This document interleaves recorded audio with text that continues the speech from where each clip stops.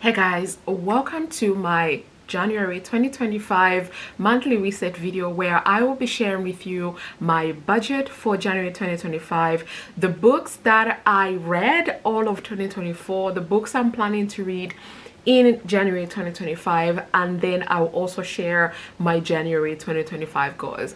I can't stop saying 2025 because today is December 30th, 2024, and in 2 days time it'll be 2025, and I'm just so excited for the new year. Cancer zodiac says it's about to be lit, so I'm just like, you know what, bring it on. But before I get all excited about what my astrology is thinking about, I thought I'd bring myself back to earth and start working on what I need to get done. And also I think I'm also excited because 2025 is my year my year 5 of my 5-year plan, so I'm very excited about that. So many incredible goals that I set for myself, or the major one being becoming the first multimillionaire in my family. I still have, at the time of filming this video, I still have 3 years before I reach 40, so my goal is to be a multimillionaire by the time I'm 40, and this 5-year plan has just shown me what I can achieve and how I can do certain things and some of the changes I can make. But anyway, like I said, let me not waffle on about other things because for today's video it's all about resetting for January 2025. I have my new planners, so I have my 2025 daily planner here where I will be tracking, you know, my life because I write everything down. This was my 2024 planner. It's a legend planner that I got from Amazon. I started with the first one, I think 2-3 years ago now, and it was a big massive one that I couldn't take outside with me, so I decided for 2024 I was going to switch to a small one, and I absolutely love and recommend the legend planner. It's literally just called legend planner. Type it into Amazon and you should have something like this on A5, is it A5 or whatever size it is, but I absolutely love it.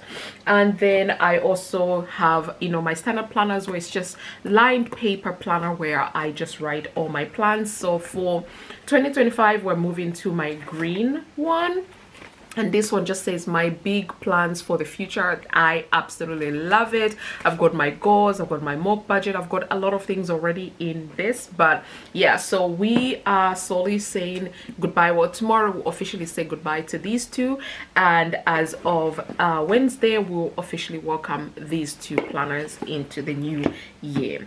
So for today's video I'm gonna start off first with the goals. I'm gonna quickly look at my December 2025 goals that I set, 2024 goals that I set, and then see where I got with those, and then share with you the goals that I have for 2025. Then after that I will go into the budget, and I won't look at the budget for December because I'll include it in my annual budgets video that I'm planning to film sometime this week. And then after that we'll do the books. This video might be slightly longer than my other videos purely because I've got so much to cover. So without further ado, let us begin. Hey guys, welcome to Budget with a July Dreamer. My name is Miranda, and on this channel I share everything personal finance. I cover budgeting, saving and investing. If these topics are of interest to you, then please hit the like button, subscribe if you haven't already, and let's get into today's video. So what I'm going to do is I am going to just quickly, I'll put a screenshot of these goals that I'm looking at right now from my laptop. I'll put them on the screen and just share with you the goals that I had for the month of December. Starting off first with the monthly reminder, which I have in every single tab for the budgets, which is Life Isn't About Finding Yourself, Life is About Creating Yourself by George Bernard Shaw. Love this quote, and I think I can use this practically every single day of my life. I absolutely love this. So starting off with the monthly to-dos. With the monthly to-dos, I said to host Christmas at my house. I did that. My parents came over, so did my sister, her partner and their dog, and absolutely love having them. But I was also okay when they left because I'm an introvert extrovert and I really needed my me time. So yeah, so I did that, and then I said to meet up with their girls for the gym girls. I've got 2 sets of groups, so I have to give them names. My lifetime friends that I met at uni, and then my gym girls, because we used to go to the gym together. So we met up 2 weeks ago now, or a week ago, for our Christmas meal. It's been a while since we last met up. I think the last time we all gathered together was back in October when we celebrated one of our friends' wedding. So that was that. So did that. Then I said to plan for 2025 with my besties. So my lifetime friends, we traveled to Nigeria for one of them's wedding, and then as part of that trip we extended a little bit so we can use part of that time to plan for 2025. So we did that. Then I said to book and attend Reformers Pilates. I did, and you guys, 12 for 12. I did Pilates every single month. One weekend dedicated to Pilates a month, and absolutely did it 12 for 12, and I love it for me so much that we're going to be trying other types of Pilates in the new year, and I'm excited for it. So those were my monthly to-dos, and I did all of them. Now let's move to my monthly reminders. So with my monthly reminders, I said to reset the house for 2025. I have done this completely. I think the only room I'm going to reset is my office, because it's fighting for its life right now. After all of the resetting, moving things around, I'm having things like clothes that I'm gonna give away, I'm putting in my office because that's the only space I can dump them in and stuff like that. So I just need to gather those up and also just jazz up my office a little bit. Then I said to book the Book of Mormons in theater. So we already did this, and we'll be seeing that next month in the month of January. And then dentist appointment at 12 and hygienist appointment at 4:30. I attended both of those and Bob's Your Ankles, and I didn't have to pay. I forget that I have a membership with my local gym, so I didn't have to pay for these 2 visits. I believe I get 2 checkups with the dentist and 2 checkups with the hygienist. I think that's it, but I'm not really sure. I can't remember. I already signed the terms and conditions, but I can't really remember. And then the final reminder was to complete my 2024 reading challenge, which is reading 24 books, and I was able to do that. And if I just go quickly into my plan, I think when I ended November I had read 20 books, and in December I was able to read 4 books. I'm on the 5th book right now, but I don't think I'll finish it just yet. So I read The Second Last Chance, The 4 Agreements, The Love of Our Lives, and Along Came a Spider. Absolutely love them and recommend all of them. I had such an incredible time reading these books. But those were my reminders for the month of December / monthly to-dos / goals. So now I'm going to quickly just move over to my January 2025 goals. So I have broken them down. You won't be able to see this, but I've broken them down into 4 buckets. The first one being financial.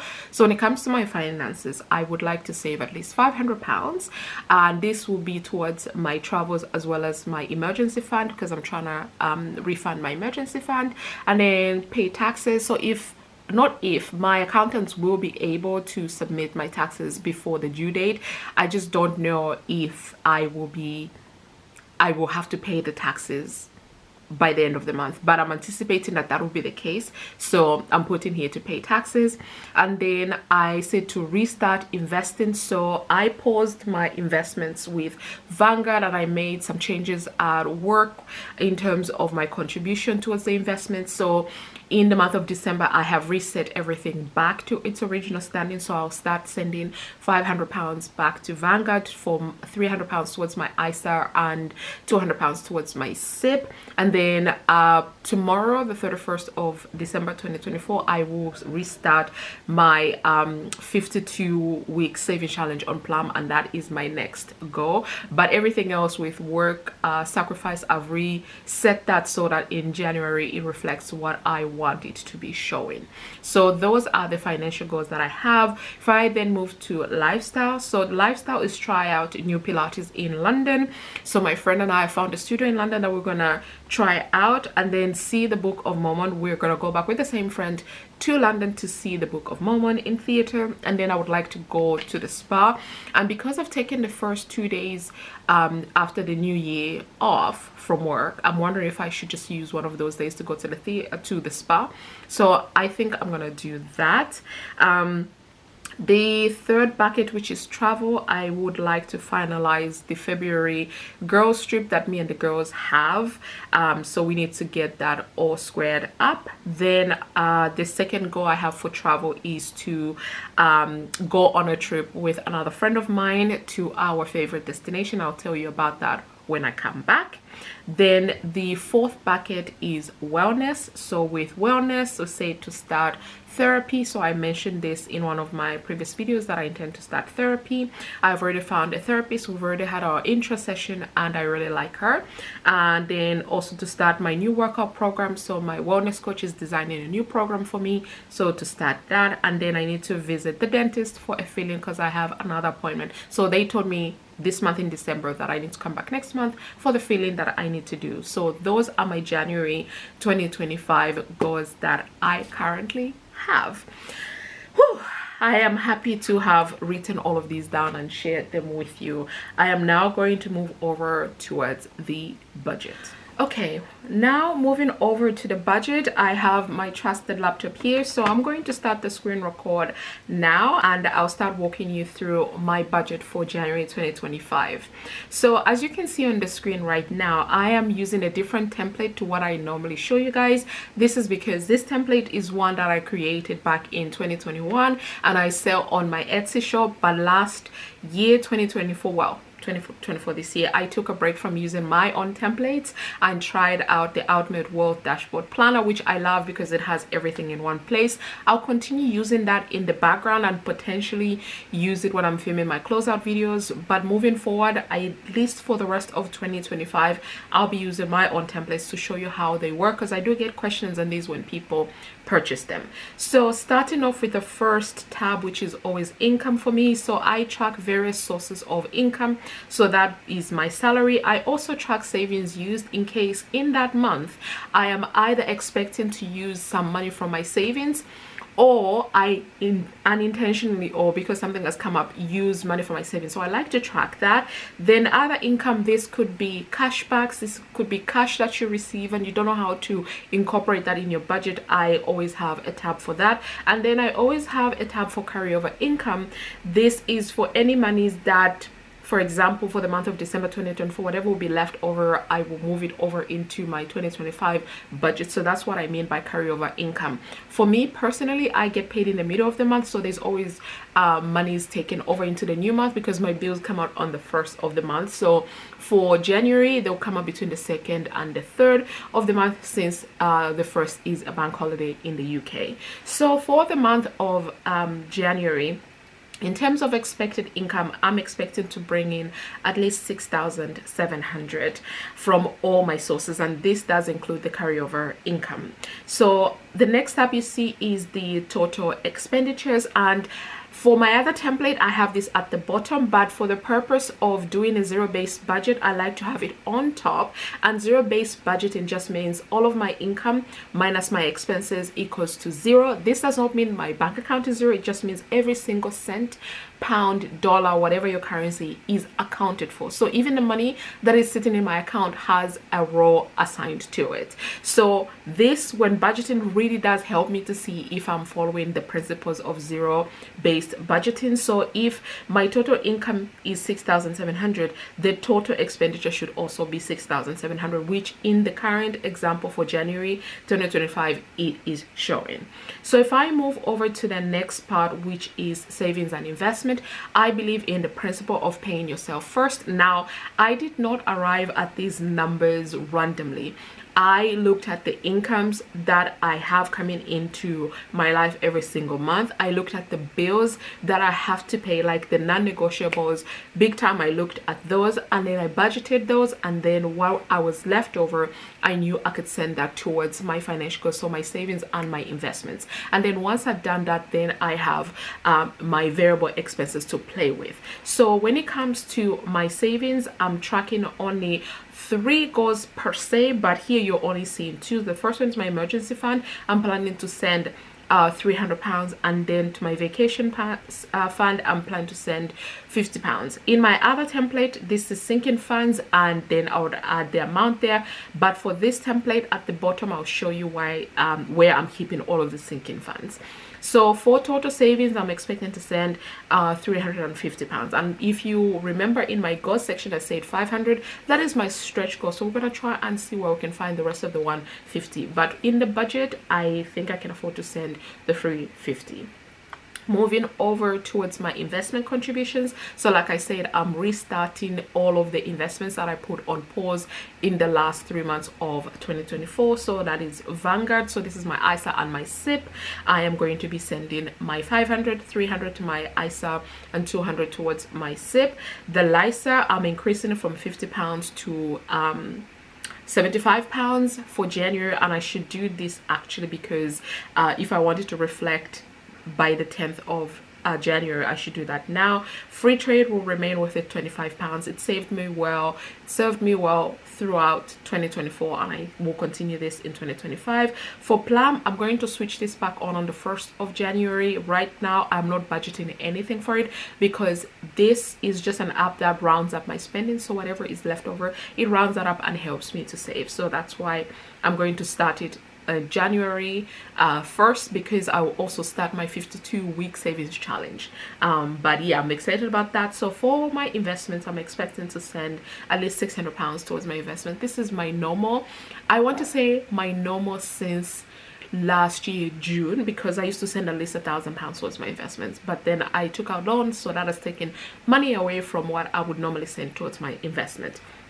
Then if I move to my fixed expenses, the first part that I have is home expenses. So these things like my mortgage, my utilities, and all of that good jazz. So this is the same as usual, you know, how I share in all of my budgets that I've shared across 2024. So no big change there. The only change here is I'm putting buildings and contents insurance here and my water bill. Buildings and contents insurance, I pay that on an annual basis, and that's coming up in February. So this will look a little bit different in the month of February. And then my water, I pay twice a year. So February I'm billed, and I think I pay in March, and then I'm also billed in September, and I pay in October or thereabouts. So these are grayed out for now. And then my internet, my phone, because it comes as one bill, I already know what the amount is for January, so I'm budgeting 65, but I think it's like £64 something. So but I always budget more than the actual amount that I need to pay, except for things like my Avios, which I know is always £12, until they tell me that this is increased, then I'll always just budget it exactly what it is. Moving over to the next bucket that I have here, and this is debt. So I have 2 personal loans, so Zopa and Creation. I'm expecting to send $650 to each of these, and then I've got 6 credit cards, and a couple of those have got balances on them, so I'm planning to send $150 in total to all of them. Then for the recreation section, I have got my Kindle Unlimited, Netflix, Spotify, and Audible. I'm planning to spend at least £46 on all of my recreation stuff, so looking forward to that. And then if we move over to my health and lifestyle, so this is my gym, therapy, my wellness coach, my yoga and Pilates, all of that I'm expecting to send at least $350. Personal spending, I'm budgeting about 210. So self-care will get 100. So like things like getting my nails done, getting my hair, but I don't think I'll get my hair done anytime soon. My spa subscription, dental subscription, all of that is all accounted for in here, which I love for me. Tithe and giving, budgeting 150. So in terms of my fixed expenses, I'm budgeting at least 4,523 to go towards these expenses. This is a lot, and also a lot of this is not fixed expenses per se, but I prefer to track them this way. It's just the way I like to track things. You can always change it up based on how you like to track things. And then variable expenses here. So for variable, I've got things like my home. So groceries, I'm budgeting 150 here because when I share my annual budget and incorporate the December one, you see that I spend about 450 when it comes to my food, my groceries I should say, for December. And this is because I did my first ever Costco haul, and that was a lot of money. I think I spent about 300 plus on groceries. So definitely decided to like, okay, January I will not be needing any protein, but I will definitely be needing things like veg, fruits, and potentially yogurts, because everything else I believe I have in the cupboards. Takeout, we're budgeting 100 because I do already know of 2, potentially 3 places we're gonna go to, so I'm putting that. And then social and coffee and social as well. And then household, we're budgeting 50 because part of the Costco haul I also did about 100 and something for household, so I don't think I'll be needing stuff, but just in case I'm putting 50 in there. So 400 pounds to go to home. And then miscellaneous spending, so this is like my shopping. I'm going to do some January sales shopping. I'm budgeting 100. Miscellaneous, you always need a miscellaneous in your budget. 50 pounds is what I'm projecting. Other subscriptions, I do have a lot of subscriptions, to be honest. So this is, I'm sending 125. Travel, I'm budgeting 250. I am traveling in January. I bought my ticket this month in December, and I'll be traveling at the end of January. I'm very excited about that. So for miscellaneous, about over 500 pounds. And in transportation, because I'll be traveling, my fuel is 150, because I'll be driving to and from the airport, then to my parents, and then other places. Parking and tours, I'm putting 25 pounds, and then public transport 75, because I will be going to London twice. Yes, and I'll be on the train 4 times in January. I think that is my according to my current plan. So I'm going to spend about 250 when it comes to transportation. Variable expenses, I'm projected about 1,177 in total, which is not bad. It's around on par of what I like to spend. If I can just stick to 1,000 pounds, that'll be great, but everything has gone up. So I think if I do between 1,250 and 1,500, it's a good day on my part. And then the bottom part is the sinking funds. Like I said in my other template, the sinking fund is just one line on the top, but for this template I have actually broken down the various sinking funds that I have. Sinking funds are just small savings that you have for things that you know are coming up, like my annual bills, for example, and my annual subscriptions like Disney Plus, Viki, Amazon, all of that. So for home, I have the buildings and contents insurance coming up in February, my annual gas certificate for my home, I need to do that, home maintenance, and then the garden. I also have like my targeted amounts here that I put in just to make sure that I'm tracking everything for my car. So things like my insurance, annual checks, and all of that. So for the car insurance, we'll put 25 pounds. Gifts, so for like Christmas, birthdays, and anniversaries. Subscription, like I said, Disney Plus, Prime, and other subscriptions. If there's more, I'll add them in here as I move along with the template. And then travel, you know, if I'm gonna do staycations, if I'm gonna do vacations, which I know I'm going to do, and a couple of day trips, I've already planned one for February. So yeah, that's what I'm planning. But for the month of January, I know I could only afford to send 50 pounds.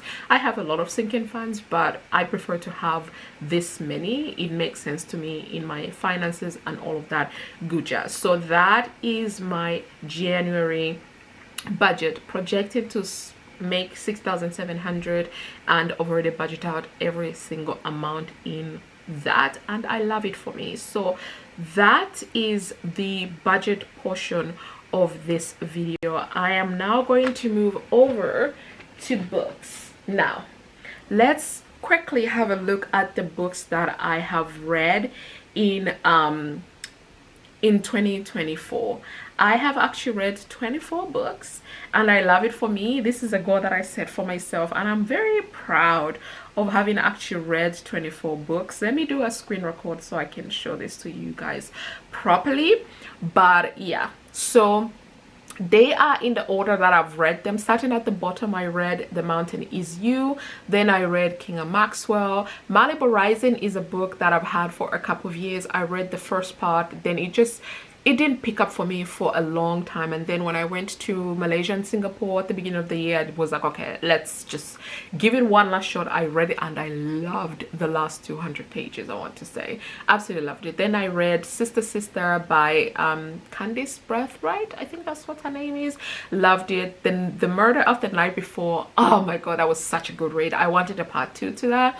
No More Secrets, It's Not About the Money. This is by Charlotte, I think, Scarlett Cochran. She's here on YouTube.